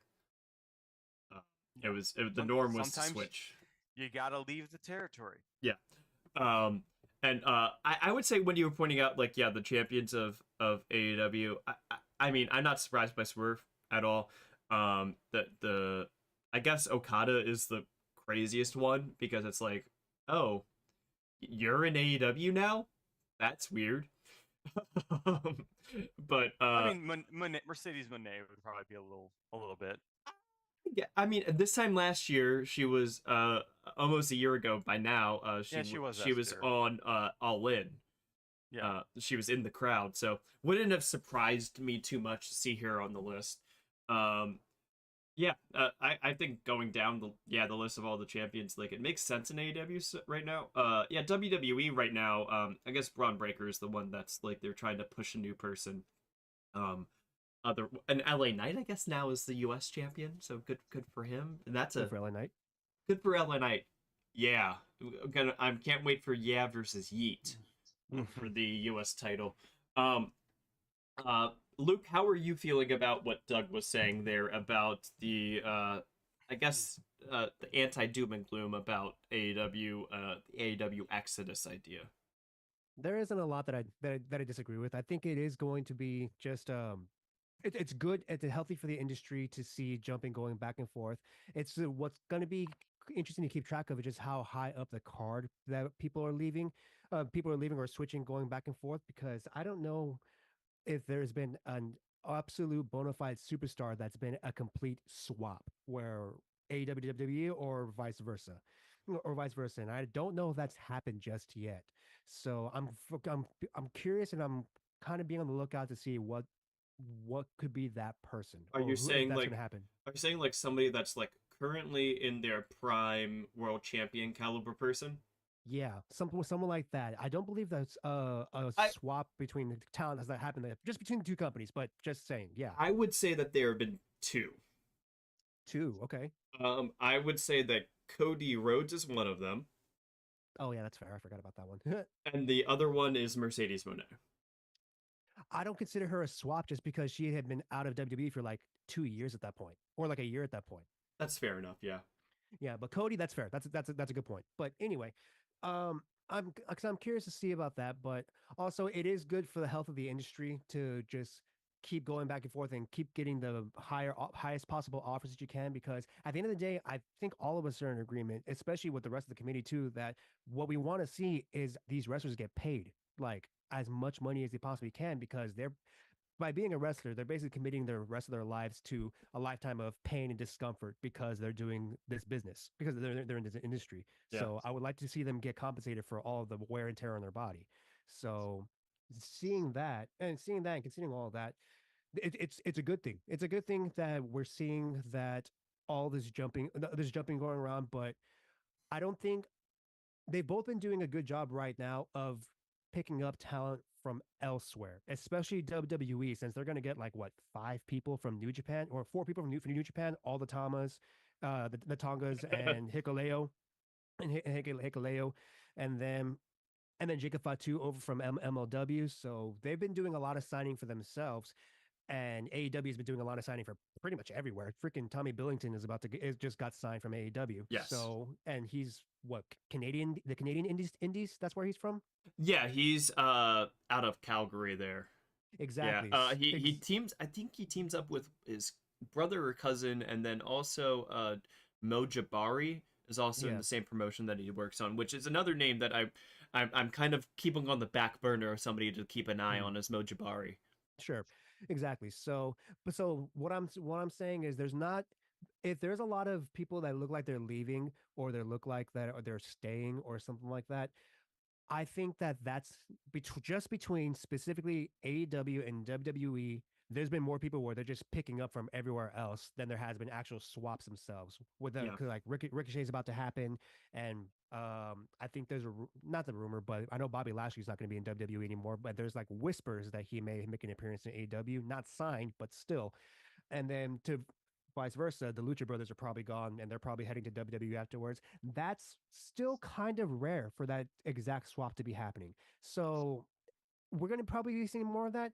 I think Doug is also right in that because of the monopoly that WWE has had for as long as they've had, that it's going to be need to take some time to change that mindset. That loyalty to the company Yeah. is just not good. It's not a good thing overall. It's not the best possible thing that you can do for your long term, I guess, money prospects or contract Yeah. prospects. Yeah. But Well, basically, that's yeah. Bottom line, that's kind of what I'm saying like that. I think I want to just add. I think it's going to take at least maybe a generation of fans to have two major companies and to grow up watching wrestling with two major companies. And I think it's going to take some time for that mindset to start changing because we're definitely not there yet. yeah, and something that I think that you wanted to talk about kind of tangentially is that it seems that WWE has been doing a decent job of re-signing people. Yeah. Because something that Doug brought up was talking about the people that they're kind of finished their time in the territory that they're in, so to speak. So the likes of the Lucha Bros, where they're kind of finished their time in the territory. And somebody that feels similar to me with that is somebody that are two people that still have their contracts impending that were on the Magnificent Seven, Doug's Magnificent Seven, the one of the few proud people that are still remaining on the front lines there for them are Kevin Owens and Sami Zayn. So I wanted to throw it to you then, Luke, of kind of talking about how you've been viewing WWE's re-signing this year of talent. They haven't released talent as much. They've been a lot more like particular about who they've been releasing, who they've not been re-signing, who they have been re-signing. They've been doing a bigger effort in re-signing. But I guess also talking about then like the transitionary thing of there is like, yeah, I think that Kevin Owens and Sami Zayn might be the two biggest potential free agents that WWE has right now on the horizon, other than, well, Becky Lynch is already a free agent, so we can talk about her too, I guess. But like, how do you see things going in the future, and what was it that you kind of wanted to talk about there? It's more so not so much what I'm trying to forecast for the future. It's more like I'm wondering why this is a thing because everything I agree with everything that Doug had just said about how it's healthy for the industry to be jumping back and forth, and I think long term purposes, it's for the best that maybe wrestlers don't stick around in the place for such a long time. Well, the absolute literal opposite is happening in WWE and has been for the past year or so. I've got a list of names that I've tried tracking down, not a full list, but still, all of these are wrestlers who have all re-signed with WWE within the last year, starting with Seth Rollins, Damian Priest, Chad Gable, Bailey, Natalia, Drew McIntyre, Rey Mysterio, the Garza brothers, Angel and Umberto, and Finn Balor. Every single one of these people, and most of them were on the Magnificent Seven too, but they actually all re-signed with WWE. And I want to know, and I'm just kind of curious as to, okay, I guess long term thinking, maybe just I don't want to dip my toes too deep into dooming because I'm not trying to do this. But when you compare like with AEW and what how the Lucha Brothers were being perceived and how who else was gonna jump? Ricky Starks. How they're probably going to be jumping from WWE. Well, looking at WWE, all these people who are very high up the card, Damian and Seth Rollins especially, they're sticking around when it feels like they've all done what they should be doing. It feels like they shouldn't be staying too long in the territory. But not just that they re-signed, but it almost feels like, tell me if I'm wrong, but it almost feels like they didn't even try free agency. Like they almost didn't even test the It waters didn't of what seem like AEW it. might be. Do you agree with that, Doug? I'll give you a couple. Well, there's a couple that I think I will bring up. First of Okay. all, Seth Rollins and Bailey, I'm going to put in the same boat because they're similar for a lot of reasons. First of all, they're two people that have kind of done everything they can do in WWE, it feels, or at least they've kind of hit a ceiling. They've been there just as long. They're kind of seen at the same level in their respective divisions. But the other thing is they are both, and I think they do a pretty good job of keeping it quiet, but I think they're both pretty riddled in injuries, like pretty severely. Seth is absolutely Seth. He just got written off just this past Monday because he needs to take a break for Yeah. injuries. So yes, you're correct. And Bailey's not been the same since she came back from that knee surgery. Like Okay. she's just not. Like I mean, people. I mean, she's really a smart wrestler and knows how to work around it. But I mean, you look at her like that WrestleMania match with her against Dio that everyone praised. I mean, it was a great match, but I mean, you sit there and go back and watch it. I mean, it was a carry job. Like Io carried her, and I think that that's another thing to keep in mind. A lot of these people that are maybe just, they're at the end of their career. They're not ready to restart and reboot. I get that, but I think there are situations where there are people who have stuck around and maybe didn't necessarily go for, didn't try to negotiate back. I think Finn Balor was kind of a surprising one to me. I Yeah. thought that he could have, I don't know, maybe he did negotiate. But it could be situations where these are people that did just get genuine big money offers, like so big that they just sign them. But then I take a look at someone like Kevin Owens, who I know for a fact the first time he went back and forth and negotiated, and he might do that again. But in terms of, I will say this though, one thing that has changed, and when I talk about the length of these contracts, they used to be a lot longer. I feel like they've gotten shorter, and I think a lot gotten shorter is because they have the leverage to make them shorter. Because I think that that's one thing to keep in mind. A lot of these wrestlers used to sign, like I remember Randy Orton signed like a 10-year deal at one point, and I don't think you're going to see anyone do that anymore just because the wrestlers have the ability to demand shorter contracts. And if they're smart, they're going to demand shorter contracts as short as they can because their value is just going to keep increasing. We're Yeah. already seeing that. Yeah. I think so. I do think WWE's done a fantastic job of retaining, and I think a lot of it helps that the fact that they're still in this honeymoon phase. with Vince being gone and Hunter taking over, and a lot of them have really good, strong relationship with Hunter. Uh, but I think it's similar to the honeymoon phase that AEW went through the first 2-3 years of its existence. And I don't know that we're gonna. I'm telling you right now, we're not gonna see that 2 years from now, probably when uh, everything is kind of settled in. People are kind of going through what AEW is going through right now, where they've had talent there for 5 years that have already done everything they can do, and maybe are now pulled to the wayside. And I think we're going to see more of that, especially as AEW, as WWE sign these people from New Japan. Potentially bringing in Lucha Brothers or Ricky Starks, maybe Daniel Garcia if he's going to jump. I'm just speculating.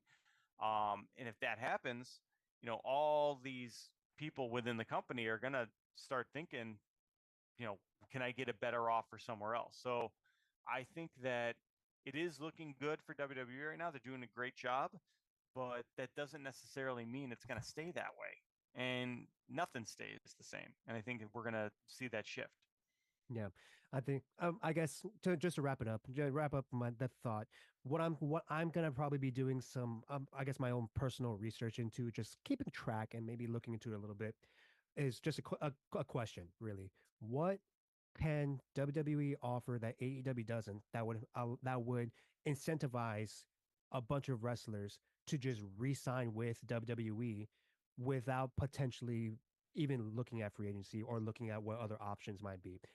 I'm thinking about like what could they offer pretty much, and I'm just trying to think of explore. I want to explore that a little bit. So that's mainly what I just wanted to bring up and just talk about because you're right. They've done a great job in retaining, and I kind of don't. And no, not going to say I don't understand because I do, but what I don't understand is retaining with such a good deal for WWE that they're not tempting free agency. That's just the crux of what I'm thinking of. At least some of them. I'm not sure. I don't have a whole lot of information about some of them. I know for a fact that at the very least, uh, Bailey, Chad Gable, and Natalia, they re-signed because they have explicitly stated they like to work with the younger talent. And I know Chad Gable and Bailey themselves have both said they want to be doing something NXT related as a coach when they're done, and they want to work with the NIL talent and stuff of some type. So that's something that I'm keeping on the back of my mind as to what could be one thing that incentivizes a future career path when they're finally done wrestling forever. So again, just something I'm thinking about. That's why I just wanted to bring it up.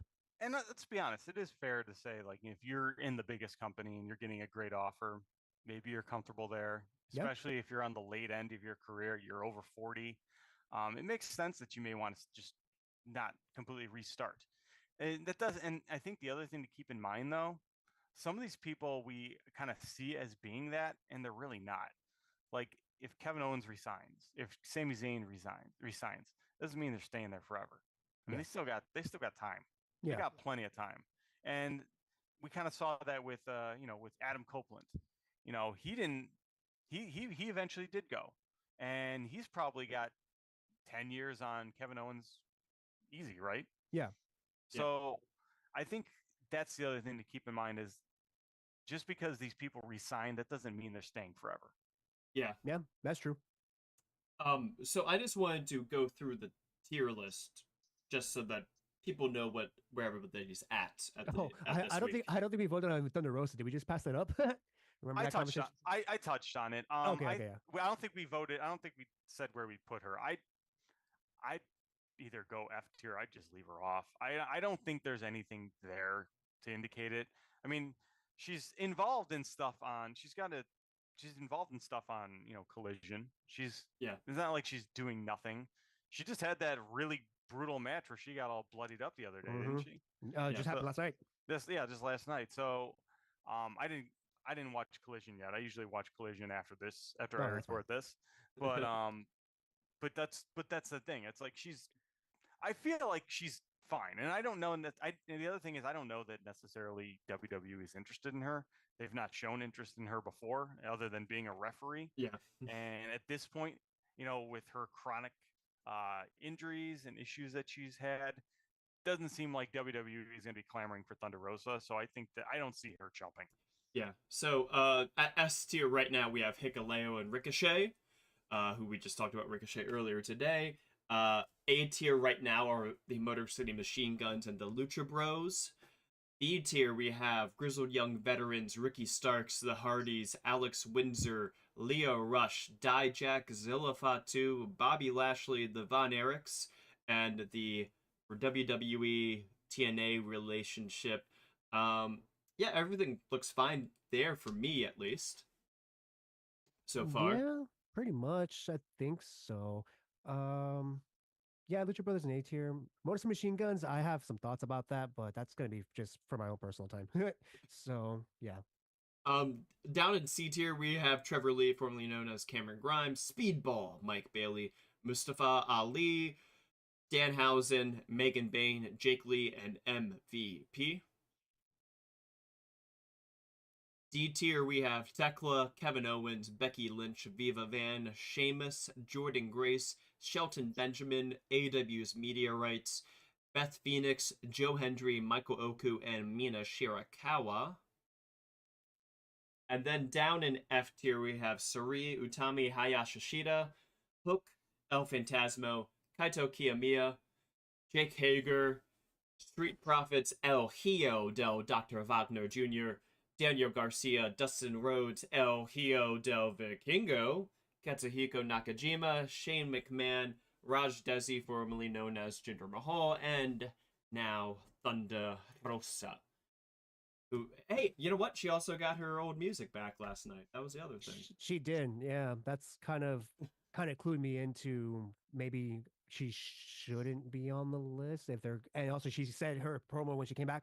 Oh, I'm Thunder Rosa La Meta Meta is back. I'm like, oh, okay. This seems like we may have jumped the gun a little bit. Also, just a quick little anecdote about Thunder Rosa. I live in San Antonio, where Mission Pro Wrestling is. Mission Pro Wrestling is. She we go to the Huh? Yeah, we go to the San Antonio Brahmas games. Me and my brother, because we just like football and we wanted football in San Antonio. Um, Thunder Rosa actually showed up at the game and she did a little segment promoting Mission Pro Wrestling. Um, and then did a whole thing with a body slamming and the mascot with the other team. Blah blah blah. Basically, it was a whole wrestling promotion thing. Cool. Then it hit me. Wait a minute. She has her own promotion, and then it hit me. Why have I never seen this before? And then that's when it kind of hit me. Like I was kind of getting talked down on any deeper talks of, oh, she's definitely gone for sure. She's definitely gone forever. When I realized, oh wait, I've literally never heard this motion before in my entire life, and I live in this city where it is. So I'm actually starting to just fully believe. You know what? I think this thing was just losing a ton of money, and that's the reason why she's closing up. I've followed Mission Pro for a while. I also have a friend who lives in San Antonio who used to go pretty regularly, and I feel like there used to be a ton of buzz surrounding, not a ton, but a decent amount of buzz surrounding it pre-COVID, and I just hear nothing now. So I kind of tend to agree. I think it's just, once again, state of the current U.S. Indies. I think it's just, it's not what it used to be. So we do have a few hot takes that people wanted us to react to. Oh, okay. Okay, so I have two hot takes here, it looks like. Hot take, Moxley is leaving. Moxley just signed for 5 years like a year ago, didn't he? And that tells me he's gone. Okay, so on a scale from ice cold to super hot, how hot is that? Fire of the sun. That's pretty hot considering. Like I said, I believe he's signed through like 2027, maybe Something like that. Yeah. Yeah. So I don't think he's. I mean, will he leave in 2027? Maybe. But I mean, he might. I don't know. I don't know what the world will even look like then. Okay. But So that's hot. That's hot. That's hot. If now if they're saying they'll leave when his contract's up in 2027, I don't think that's. I think it's a little. Nah, I think we're talking about right now. Moxley is unhappy and he's leaving AEW. The unhappy part, that's what puts it over just scorching hot for me. I'm like, whoa, hold the phone, guys. I don't know. He seems to be doing everything he wants to do. Yeah. So, well, I mean, okay. That's the part that elevates it to me. Whether he should leave, well, actually, I don't know. Maybe at the end, who knows? But still, you see. Okay. Next hot take. The Good Brothers, AJ Styles and Shinsuke Nakamura, you've heard of them, are all being underutilized in WWE and will do a big return to New Japan. Ice cold take. Ice cold. The underutilized part. Okay, okay. How do you feel about that? I don't think they're going back to New Japan. So I think that's a little hot. Okay. I Yeah, think I honestly I could Hmm. once again Nakamura is another one of those like, you know, riddled with injuries and probably comfortable doing what he's doing kind of guy. I think he'll eventually, go back to Japan maybe when he's close to ending his career, which Okay. to be fair, I guess that could be soon. That could be soon. Fair. Uh-oh. AJ Styles, I feels like I know we say that I mean, technically, he did return. He didn't return to New Japan. He didn't go back to Japan though for a date.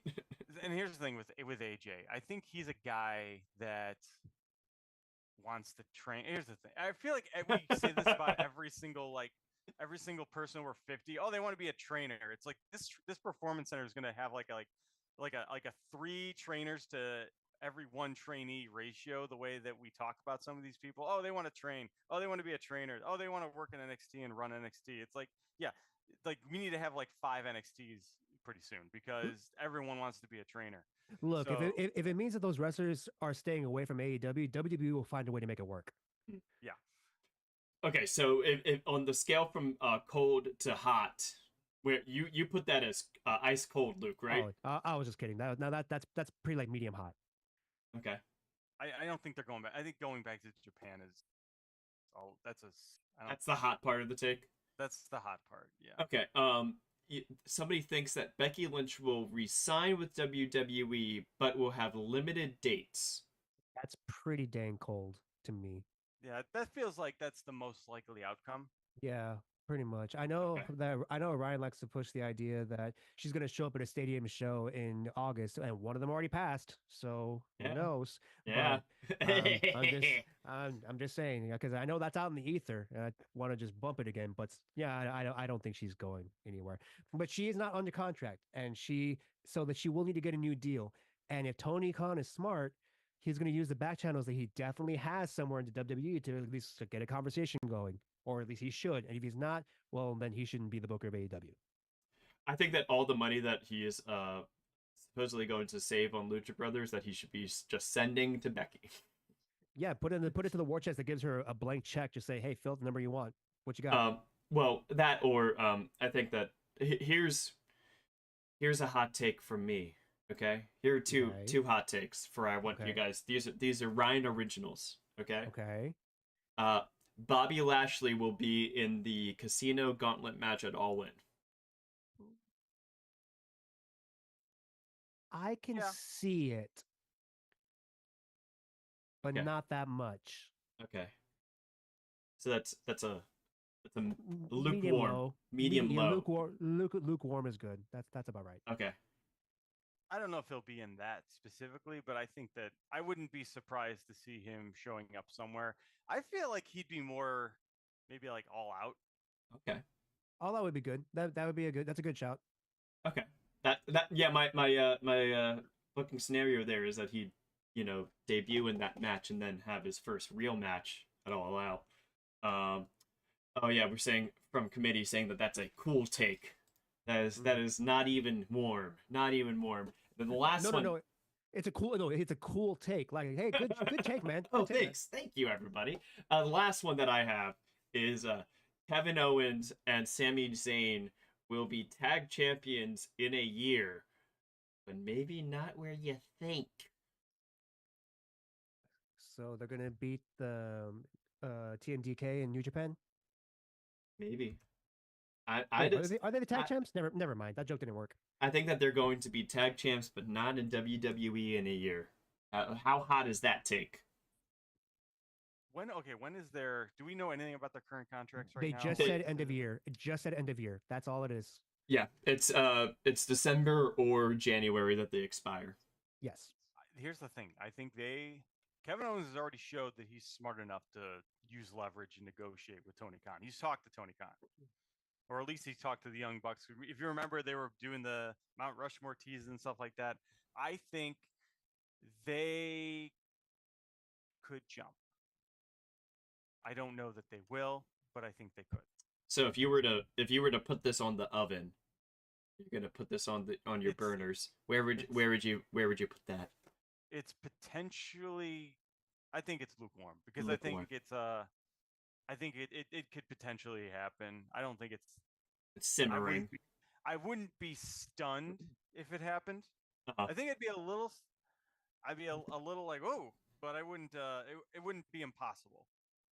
Oh yeah, somebody from our committee says it's so hot I considered making a Kevin Owens leaves comment, but it was too hot to touch without the oven mitts. So it's Okay. they think it's pretty fucking hot. Oh, whoa, I said a bad word.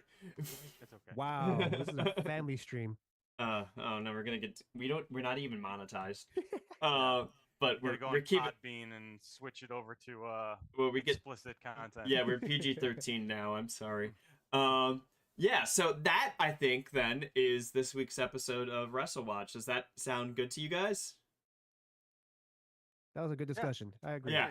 Okay, well, next week I think that we'll be back with some other people probably to discuss. There's probably going to be more Lucha Brothers news because they seem to be the hot thing right now. I think that next week or maybe the week after that, we're going to get into that promotion reevaluation discussion because it does feel like it's around that time that we were talking about wanting to do that. So I think if we don't have a lot of free agency news, that maybe next week will be that week. Cool. Yeah. Okay. Sounds like a plan.